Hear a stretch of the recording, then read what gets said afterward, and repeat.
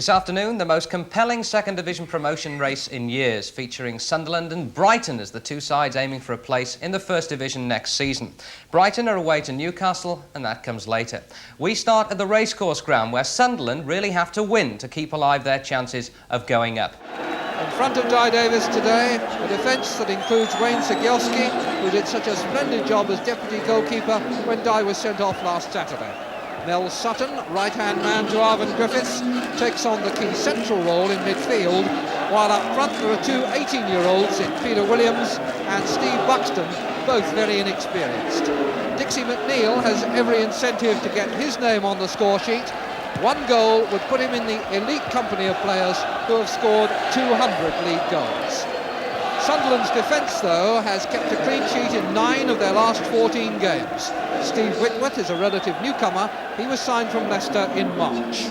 They'll play 4 in midfield, but Bob Lee, who started his career as a striker, will be looking for chances to get forward in support of Wilf Rostron and young Alan Brown, who has scored in 3 of the last 6 games.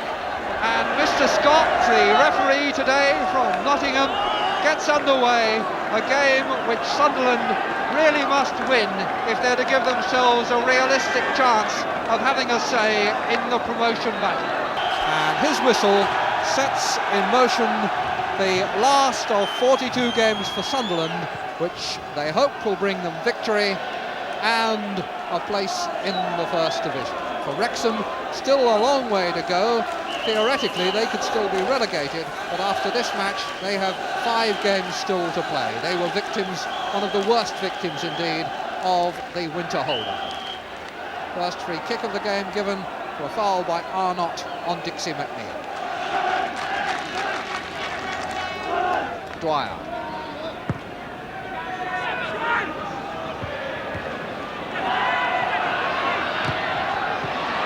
That was neatly done by Elliott. Bit of work again by Giles, who's very quick onto the ball. Cegielski.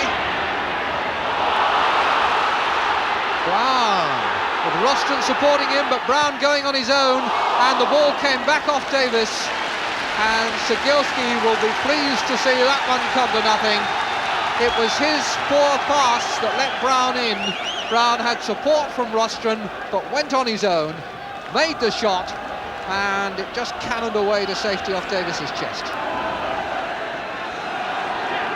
Roberts. Neil. Ashurst. Chase that. Just Rostron to do it. And Jones has made a mess of it. Rostron. Cegielski coming on him, and the shot from Arnott, saved by Di Davis. But that's the second time that casualness in the Wrexham defence has created problems for Di Davis. Joey Jones the culprit then. He could have played the simple back pass and should have done so. All the trouble stemmed from that. But when Arnott tried the shot, Davis was able to drop on it. Bolton. Turned across again towards McNeil, but Whitworth met it. Dwyer. Back to Giles. It was Doherty, and Siddle will have to scamper. Did well there. Back pass sensibly aimed wide, but it meant a long run for Barry Siddle.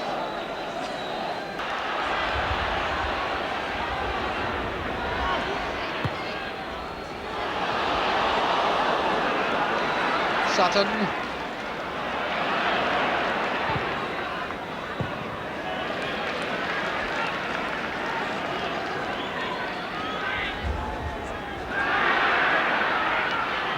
Fox playing it on. A bit of pace there from Buxton. Giles it was. Now Whitworth. And just a touch by Ashurst was enough. Good battling here by Dwyer. Sutton. Giles. Busy little player he is. Fox. Doherty for Sunderland. Jones needed that one. had Brown behind him. Sigielski now safely across to Roberts. We've got a minute to go to half-time.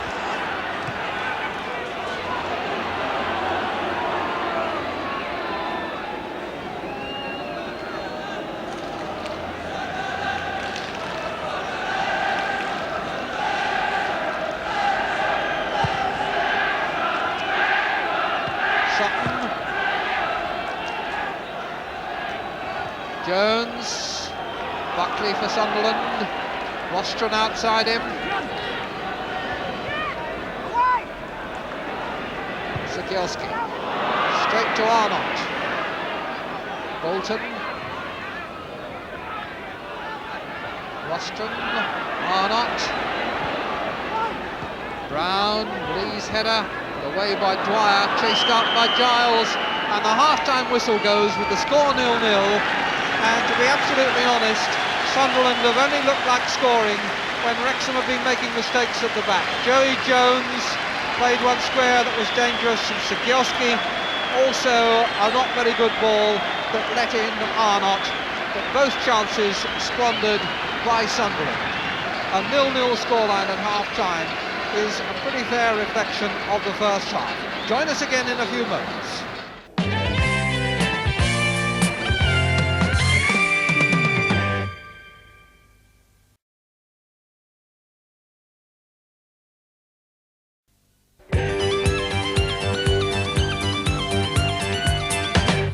Welcome back to the racecourse ground, where a blank score sheet means that we are certainly in for a very tense second half. Sunderland with so much at stake here. This is the 6th time since the war that they've had crucial issues at stake in their last match of the season, and on the 5 previous occasions they've always been disappointed. Bolton, scorer of the only goal when the teams met at Roker Park back in March. Rostron policed by Sigielski, and then foul. Sigielski fell on him and held Rostron's leg as Rostron tried to get up.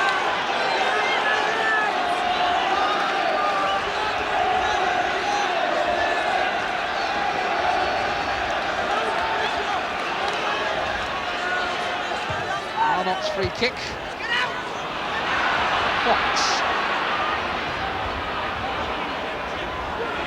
All the way by Elliott, and Elliott made a good tackle. He's very quick over the ground, and he timed the tackle the first opportunity.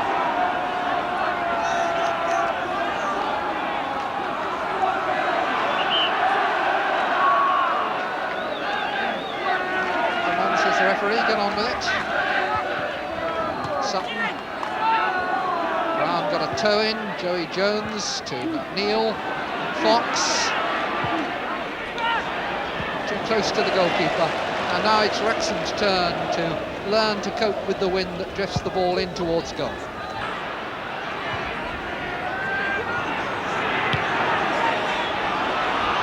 Whitworth, Fox, Giles, Fox, Sutton.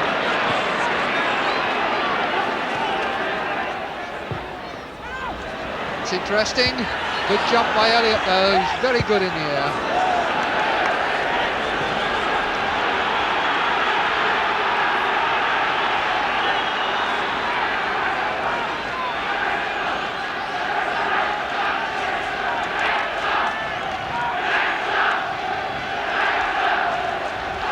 Buxton playing it back.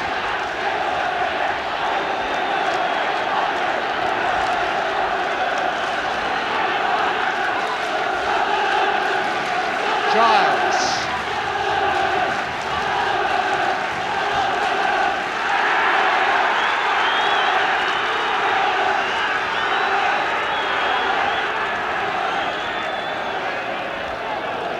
Giles again, Buxton again rather.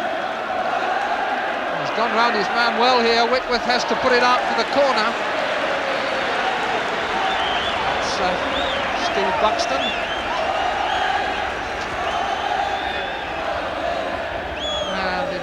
corner is not given, it's a free kick that's been given. Arnott will have to move back from where he is, number 7. Siddall, meanwhile, organising what he wants. I think probably a 2-man wall. Oh, now they've gone back to take a corner. Oh, I don't offer any explanations for that, because I thought it was a corner in the first place. Giles. Well, that's a good one, but Siddall has got it. No, he's lost it and it's turned in, and the goal is given to Joey Jones.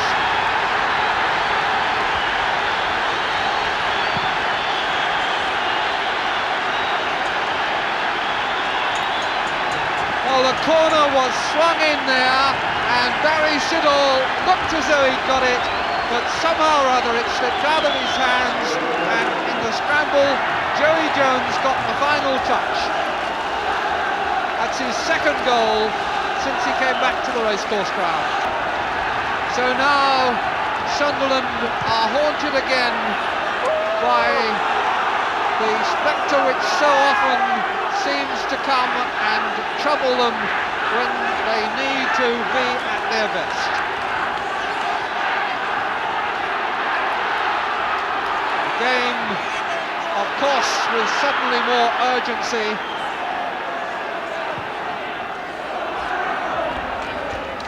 But it's not an unfair reflection of the way play has gone so far, because Sunderland, for all their efforts, have lacked penetration, and Wrexham have played some very cool and controlled football.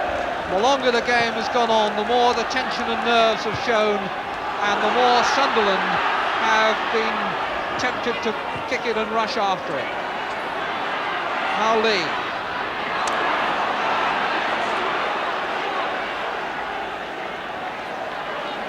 Sunderland haven't been beaten away from home since they lost at Preston in November.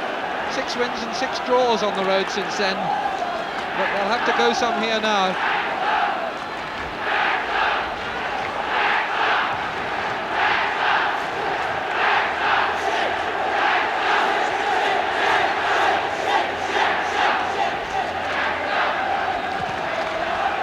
Quarter of an hour gone in this second half, and 1-0 to Wrexham. The mass of Sunderland fans in good voice. Can they pick up their team? Williams to Fox, and Fox goes sprawling and the referee gives the kick.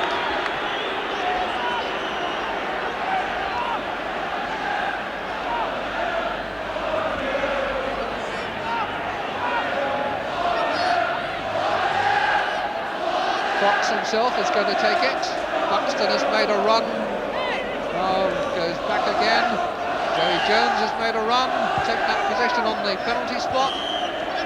Lee got the header in, but there was an offside flag which came to Sunderland's rescue anyway.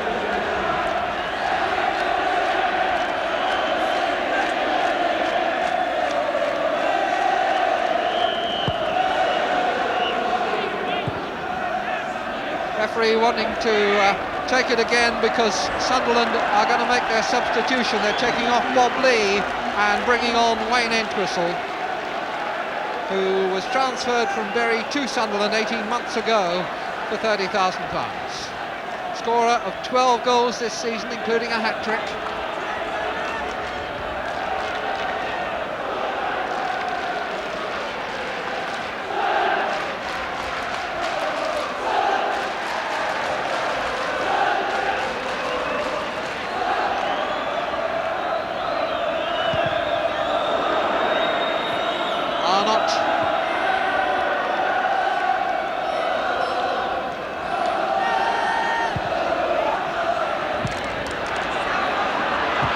Was fouled there by Jones.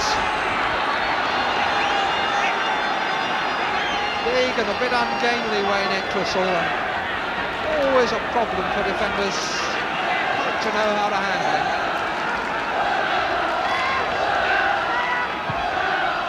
Didn't get the pass he wanted there, but the foul given against Ashurst on, I think, Sikierski.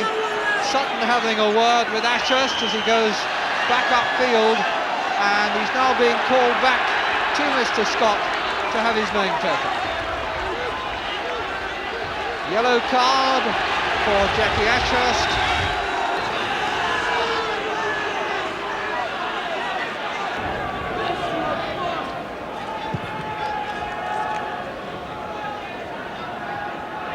Buckley. Dwyer, a nice neat turn. Ball out. Whitworth to Arnold. McNeil. Fox.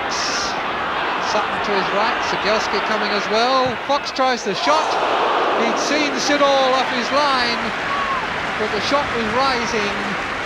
The wind helping it. I don't think it was ever looking likely to dip and get in under the crossbar.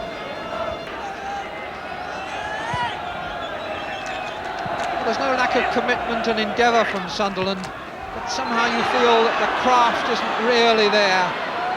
They're not opening Wrexham up with the kind of efficiency and invention that you would look for from a side with aspirations to First Division status.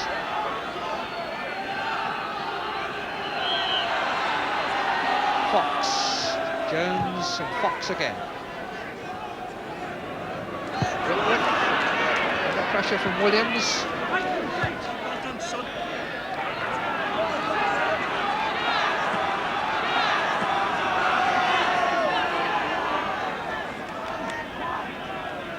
Quarter of an hour to go now. Elliott, Whitworth, Roberts, Dwyer. He's had a very good game down that left side for Wrexham, now finding Giles, who's also been very busy and active. Played in nicely for Buxton and on again for Giles, and the touch by Siddall was enough. But that was a good move, and it's the sort of constructive football that we haven't really been seeing from Sunderland. Wrexham built that well through Dwyer and Giles and Buxton. Siddall needing to be at his best to save. Giles back in again. Bolton.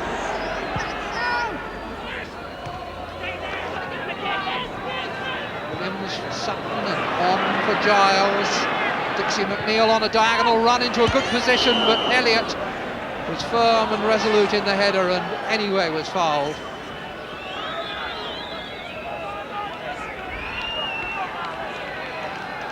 Former striker Sean Elliott converted into a defender who can also play in midfield. There he goes.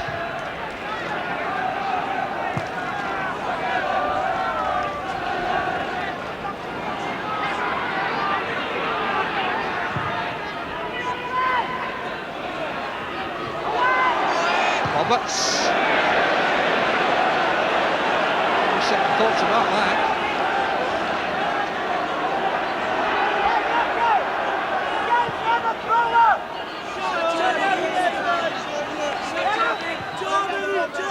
Turning it back out there to Arnott. Free kick is given. Obstruction.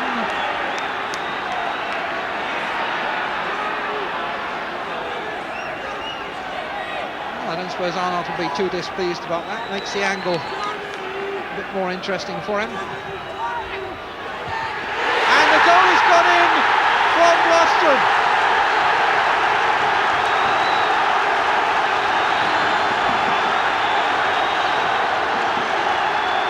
What a last 10 minutes that sets up.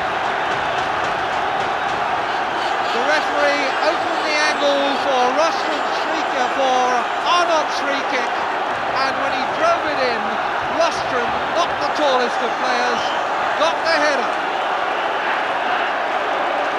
10 minutes to go. Wilf Rostrom's 11th goal of the season.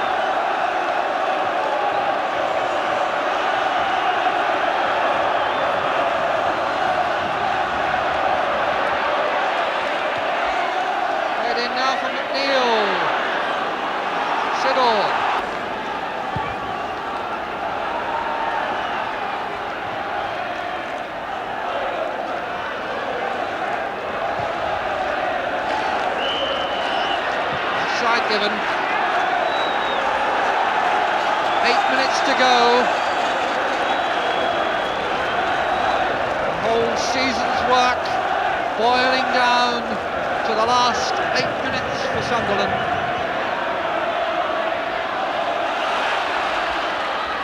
Their future, of course, turning not only on what happens here but elsewhere. But they must make sure that they give themselves a chance, and to do that they really need to win. Giles kept that in. Oh, and he's made a good break here. In the middle, Buxton and McNeil. McNeil! Barry Siddall, a marvellous save to deny Dixie McNeil his 200th league goal. It was a lovely cross. McNeil met it with the kind of header that has brought him a lot of his previous 199. But he hasn't always had to face goalkeeping with the quality that Siddall produced there.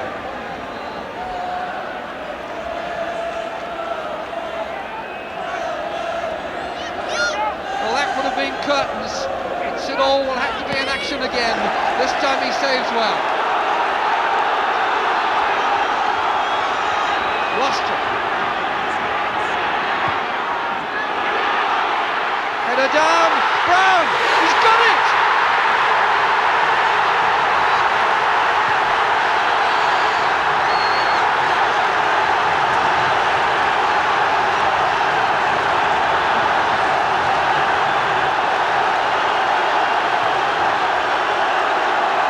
It's carnival time at the racecourse ground. In 60 seconds, Siddall at one end and Brown at the other have turned the game. Siddall, a brilliant save, then a catch from the corner. From there it was just Rostron, Entwistle and Brown the final touch. 2-1, 6 minutes to go.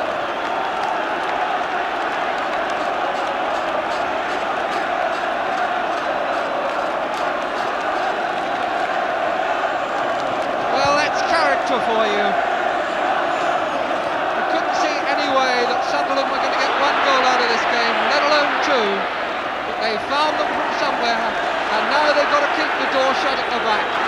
But they are in fine voice now. 200 miles they've come, and they waited a long time for something to cheer about, and they may still have a few palpitations, but Whitworth relieves the pressure.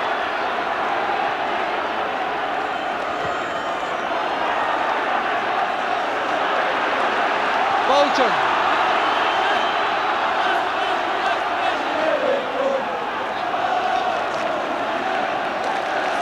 Bolton again. Will do now just to keep it down at that end. They must also, I suppose, be conscious of goal difference. They've been caught offside here.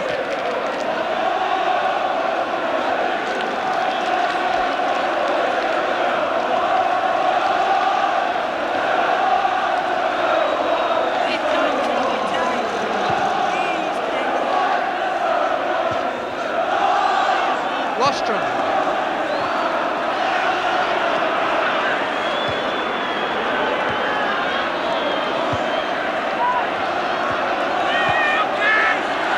Rostron again, 3 minutes left.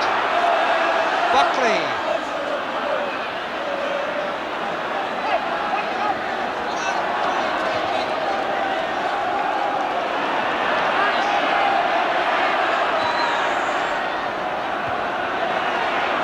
There by Elliott, but he's lost it now to Sutton. Fox run all the way by Doherty. Missed his kick at the end, but he'd done what he most needed to do, and he gets another chance to get it away. Now Rostron, just Entwistle away, Matt. Entwistle comes to collect. Arnott for Entwistle, cut out by Roberts, who is hobbling on one leg.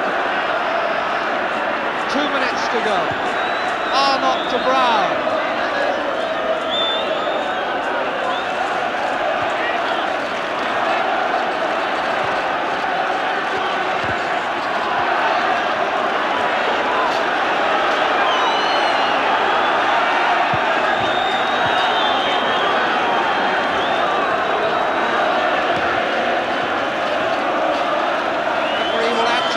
for this.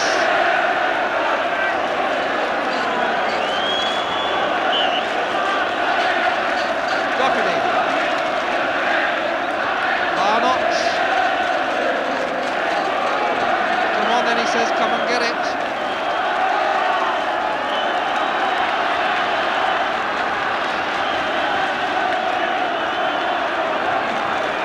It's now nerve and atmosphere, this. The skills and graces of football take second place now to character. That's offside. Hit the bar, but it wouldn't have counted. We're in the last minute.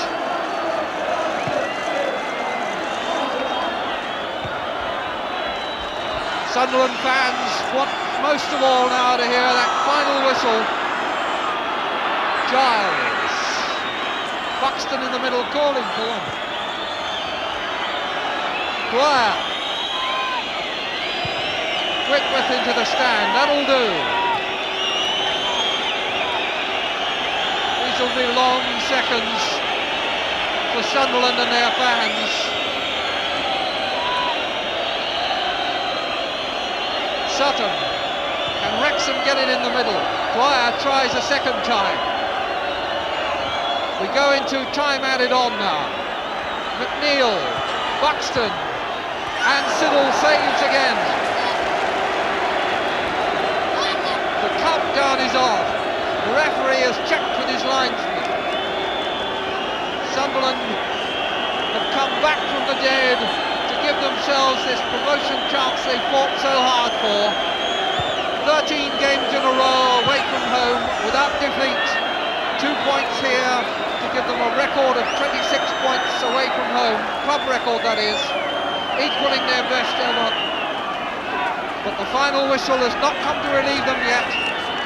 Joey Jones, the scorer, the goal that pinned them back, up in the penalty area again. And the atmosphere and tension now almost unbearable. And there is the whistle. Sunderland have won. Barry Siddle's save, followed 60 seconds later by Alan Brown's goal, give them victory by 2 goals to 1, and heading for home and the northeast. The Sunderland fans will know that their team have done everything that could have been asked of them. They have come to the racecourse ground where not many teams win, gone a goal behind, and then snatched a memorable, magnificent victory. After all that, here's the Sunderland manager, Billy Elliott. You must have died a few deaths in that last quarter of an hour. I did. I died the death when Wrexham scored the first goal, of course. But I knew the character of our players, that they would set about the task, and they did. They responded, and we got 2 goals, and 2 damn good goals. What about the Wrexham goal? Well, it was left wing corner, it was in swinger, and I got to the ball. I judged it perfectly, really, and I just mishandled it, and unfortunately it went over the line. It's actually I thought I'd had it. Unfortunately, just I dropped it and it was 1-0. And that time I thought, here we go again, sort of third time unlucky. Again. You really thought you would lose the game then? Up till then we hadn't really played, and I thought one mistake either end would seal the match. But unfortunately for me, at the time I thought the mistake would have lost us promotion. Then tell us about the save that you made just before you scored your winning goal. Yeah, that was across from the left, and Dixie McNeil got the wrong side for our point of view of Joe Bolton, and really he headed it too clean and managed to turn it over the top. Header as hard as many a shot. Yes, but if he'd have misheaded it, he'd have scored. Well, here's Mick Doherty, the Sunderland skipper. How typical of your performances this season was that today? I think possibly, Joe, we didn't deserve to win today, but I mean the result was more important than the performance, and I think we've achieved 26 points away from home this season, so I would say it was a typical smash and grab result for us today. But like I say, the result was more important than the way we played. But then after the victory, the letdown when you got to the dressing room? Yeah, obviously, we felt that if we could get a result here today, by that I mean winning, we felt we stood a more than equal chance of one of the other top 3 clubs dropping a point away from home. Unfortunately, this has proved wrong because they've all gone away and won. And it's proved typical all season. Everybody seems to keep on winning, and when somebody's lost, everybody else seems to lose. And it's a big letdown to us, obviously, so we've got to wait till next Friday now and see what Palace do against Burnley. So there we have the Sunderland viewpoint, but what of Wrexham's opinion for that? Again, we turn to their manager, Arthur Griffiths. Gerald Sinstad put it to him that with 15 minutes to go, he must have thought Wrexham were going to win. Well, I thought we played very well, Gerald. I think the result flattered them. We knocked the ball about, and considering that we had quite a few youngsters in the side, I thought we played exceptionally well.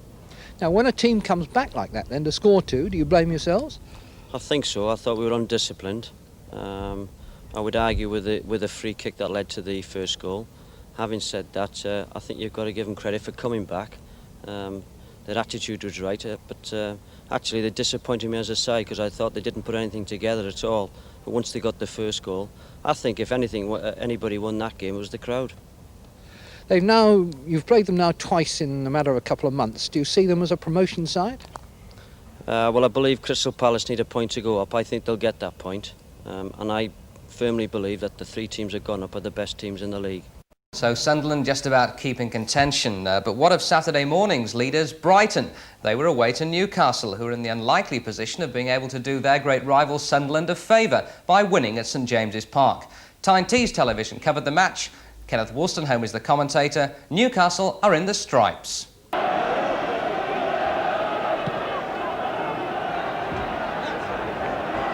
Catlin putting it back.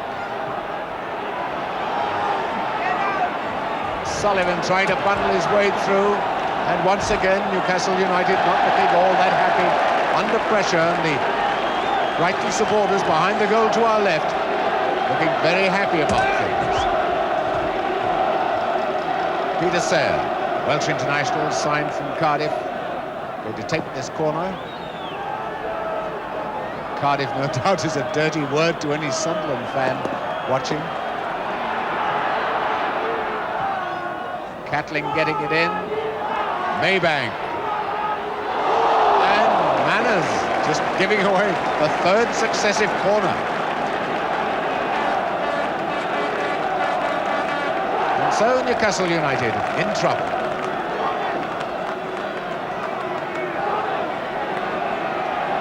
Williams to take the third successive corner for Brighton.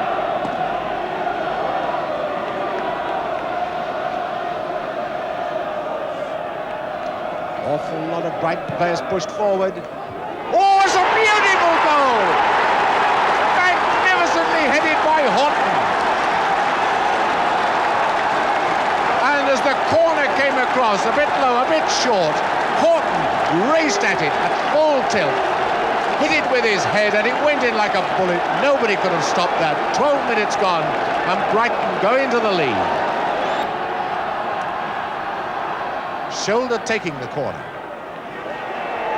And Bartley's hit the mark. David Bartley's header, neatly judged, just dropped onto the top of the crossbar before going over. But he moved well to take that ball right away from all the defenders.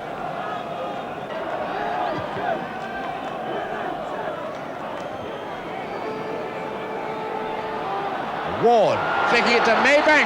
Oh, that was a beautiful move by Brighton.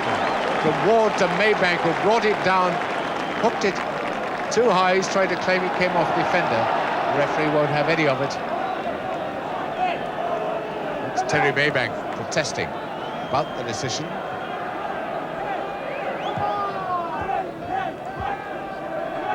"20 minutes to go for half-time, and O'Sullivan is penalised for Brighton, who lead by 1-0.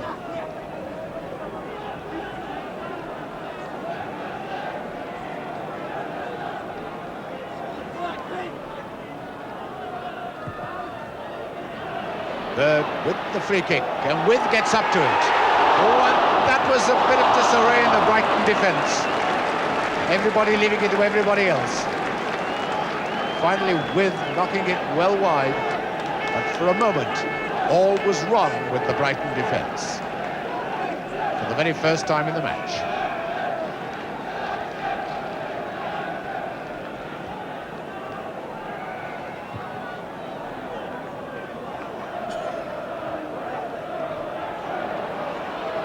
Ward.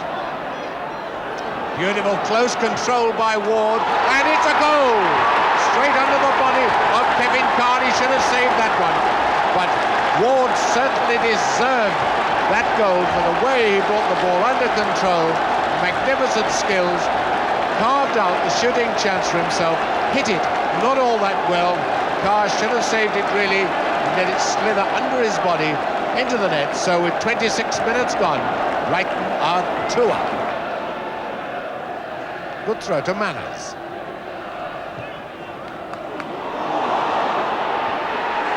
Oh, it's hit the bar, and Rawlings whips away a corner. Well, that bobbled about. With got in his header, struck the crossbar. Brighton defence had thought then they shouldn't have given him a chance. And the corner comes across, and this time it's Clark who gets it clear.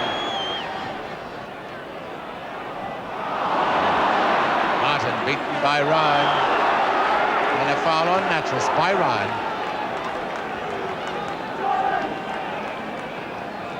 So 5 minutes from half-time. Newcastle United playing with a lot of dash, a lot of heart, a lot of enthusiasm, but not enough skill. And they're 2 down.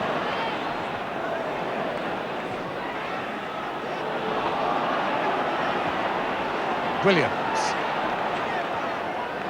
Oh, that's a bad ball. Ward. Peter Ward turns round, doesn't half give him a mouthful.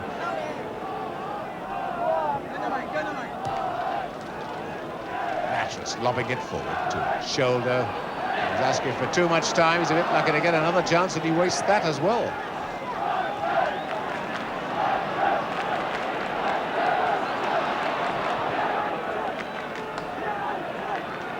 With a whole forest of yellow shirts around him, but he finds shoulder.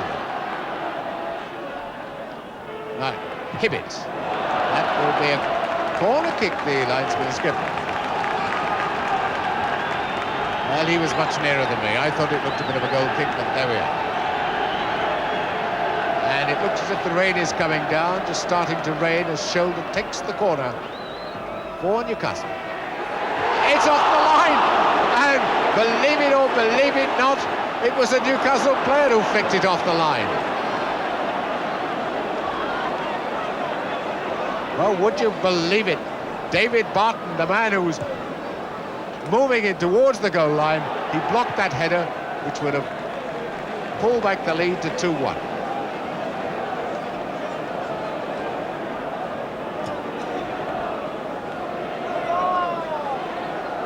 Ward. Back with O'Sullivan. Good challenge that by Connolly.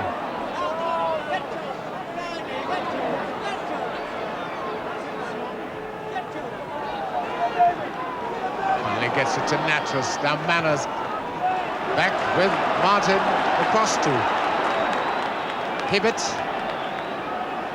Hibbett not stamped his personality on this match as he can do. Now shoulder. Claim for hands, play on, says the referee. Clark it was who blocked the shot. The rain coming down rather heavily now.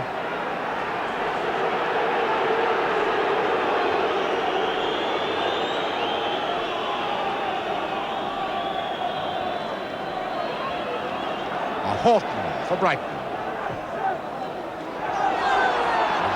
Shoulder looking round for a colleague, and he finds Connolly. With moving towards the right, down to the centre with shoulder, and beautifully cut off by Rawlings. Just about a couple of minutes left.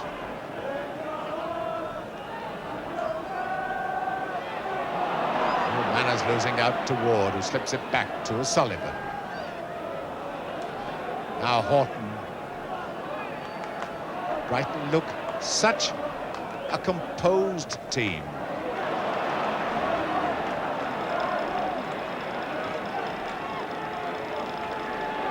Round to Ward. Maybank to Ward. Oh, it's almost the third. It is the third. And there's no doubt about that one. And so, as Ryan hammers that one in.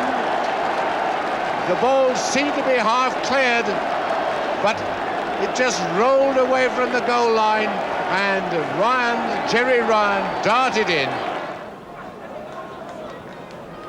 11 minutes to go.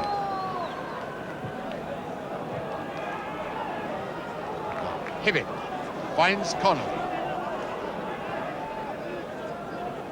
To Hibbett. And neatly intercepted by O'Sullivan.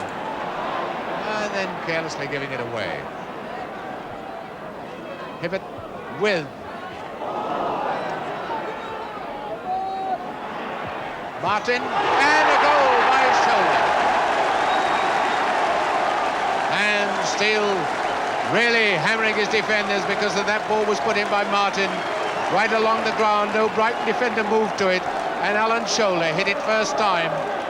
And all we wait now to signal Brighton's entry into the First Division is the final whistle from George Nolan, the referee from Stockport. The crowd have already signalled that they know promotion is won. They're cheering and waving their scarves and flags.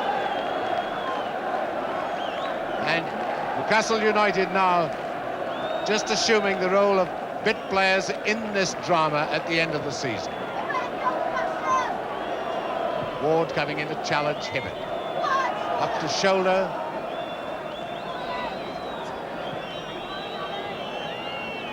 Manners. And both sides appealing. It's a corner kick.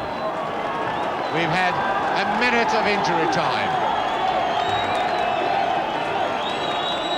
Shoulder going to take the corner kick. And Horton boots it into the crowd. Both linesmen have signalled 45 minutes are up. The referee's given his thumbs up to them. And any second now, the whistle has gone and Brighton have made it. They are in the First Division. And the Brighton crowd make no attempt to invade the pitch, but the Brighton players look as happy as Larry, and onto the pitch comes Alan Mullery. And the crowd are being saluted by the Brighton players. So Brighton and their manager Alan Mullery are definitely promoted, and so too are Stoke City. The third promotion spot now rests between Crystal Palace and Sunderland. Indeed, as we heard, Palace play on Tuesday night against Burnley, needing only a point to go up. We leave you this afternoon with a goal that at least gives Sunderland some hope of playing First Division football next season. It came from Alan Brown just 5 minutes from the end. Lost it. Header down, Brown!